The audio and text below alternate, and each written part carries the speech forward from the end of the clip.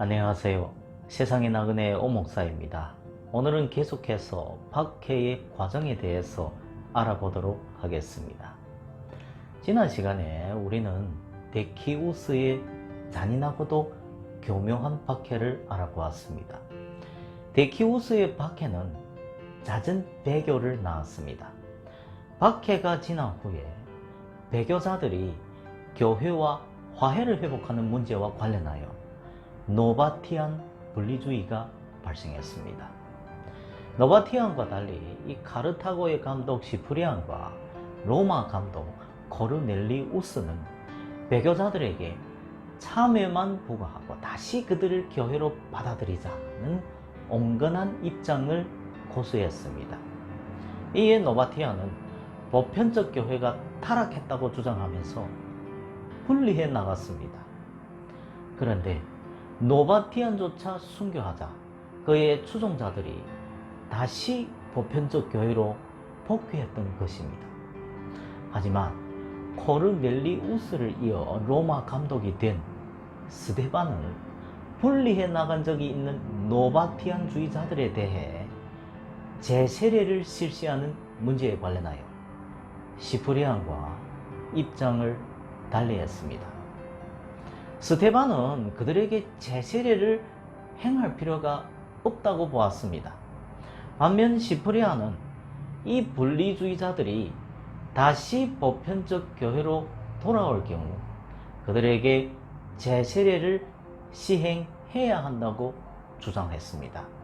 왜냐하면 시프리안에게 교회 밖에는 구원이 없기 때문이라는 것입니다. 그는 또한 같은 맥락에서 교회를 그의 어머니로 가지지 않는 자는 하나님을 그의 아버지로 가질 수 없다고 했습니다. 그 외에도 디오클레티안 황제의 박해로 인해 3세기에 북아프리카에서 도나투스주의, 이집트의 알렉산드리아에서 멜리티우스주의라는 분리주의들이 발생했습니다. 특히 도나투스주의는 박해 시 배교한 적이 있는 성직자들이 베푼 성례전의 효과를 문제로 삼았습니다. 중세 스콜라주의자들은 7성례전들 외에는 구원의 방법이 없음을 주장하기 위해 노바티안 분리주의를 처리하는 과정에서 피력된 스테반의 입장을 사효론으로, 시프리안의 입장을 인효론으로 명명했습니다. 사효론은 성례전 자체가 이의 효과, 다시 말해서 죄사함과 구원을 초래한다고 보며, 인효론은 이 성례전을 베푸는 자들의 영적인 상태에 따라 이의 효과가 결정된다고 봅니다. 중세를 통해 이 사효론이 일반적인 성례전 이해였습니다. 따라서 재세례를 시행하지 않았습니다. 동방교회에서 성례전들의 효능은 항상 예배하는 공동체를 전제하고 있고 사제 개인이 소유하고 있는 어떤 자질에 의존하지 않았습니다. 데키우스의 계승자 갈루스는 252년 말 이 기근과 전염병의 반발로 대중의 적개심이 고조하자 재앙에 벗어나기 위해 아폴로에게 희생제사를 드리도록 지시했습니다. 갈루스는 이 로마의 감독 코르넬리우스를 추방해 버렸습니다. 발레리아는 이 데키우스 치하의 검열관이었습니다. 그는 처음 이 기독교에 대해 우호적이었습니다. 하지만 나중에 이 변방 부족들이 빈번히 출몰하고 역병이 창궐함으로 인해 이 제국의 위기감이 고조하자 기독교를 공공의 위협으로 간주했습니다. 교회가 제국의 방어에 제 몫을 다하지 않는 데에 대해 황제는 격분했던 것입니다. 그는 동방 미래 종교들에 대한 예배를 시행했습니다. 그는 기독교인들이 이 신앙을 부인하는 것을 요구하기보다는 이 제국의 신들에게 희생을 드림으로써 민족적 종교에 대한 재헌신을 다짐하도록 만들려고 했습니다. 그는 기독교인들의 재산을 몰수함으로써 기독교를 달동네 사람들의 종교로 전락시키려고 시도했습니다.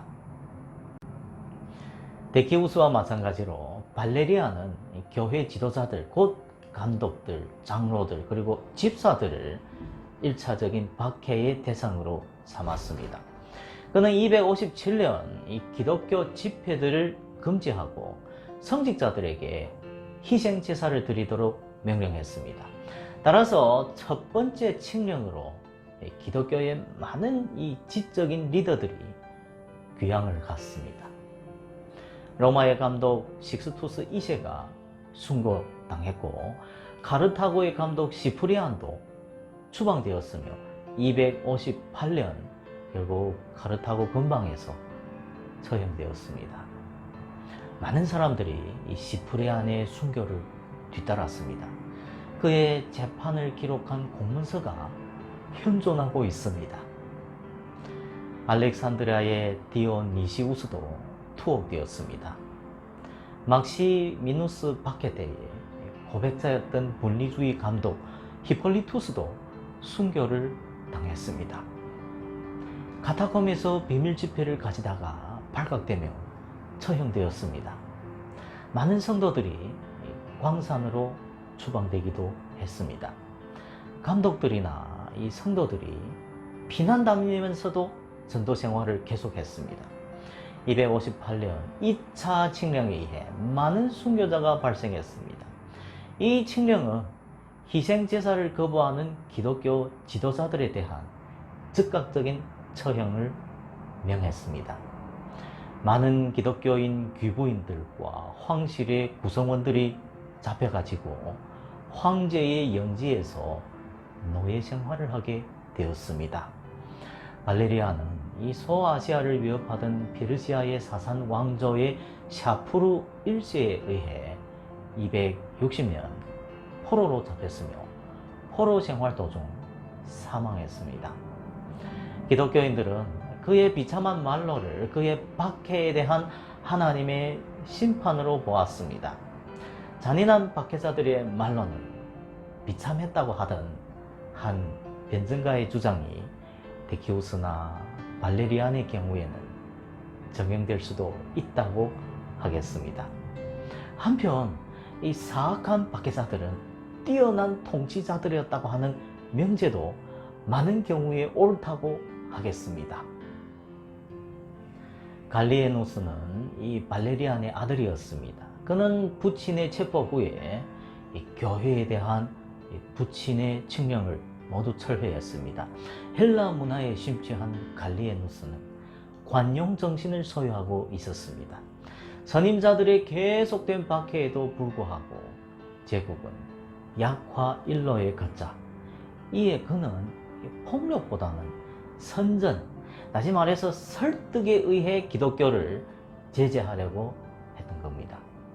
그는 260년 최초로 공적인 관용 정책을 공표하고 기독교에게도 다른 종교들과 마찬가지로 합법적인 종교의 신분을 허락했습니다. 몰수했던 재산을 반환하기도 했고 이로 인해 또 한 차례의 40년간의 상대적으로 평화로운 시기가 계속되었습니다. 그러나 그는 막강한 황제는 아니었습니다. 한편 아우렐리안이 불멸의 태양의 시언으로서 미드라 상과 함께 그리스도의 상을 만신전에 두려고 하는 관대한 조처를 펼쳤습니다. 하지만 기독교인들이 반대하자 황제는 기독교인들을 박멸하려고 했습니다.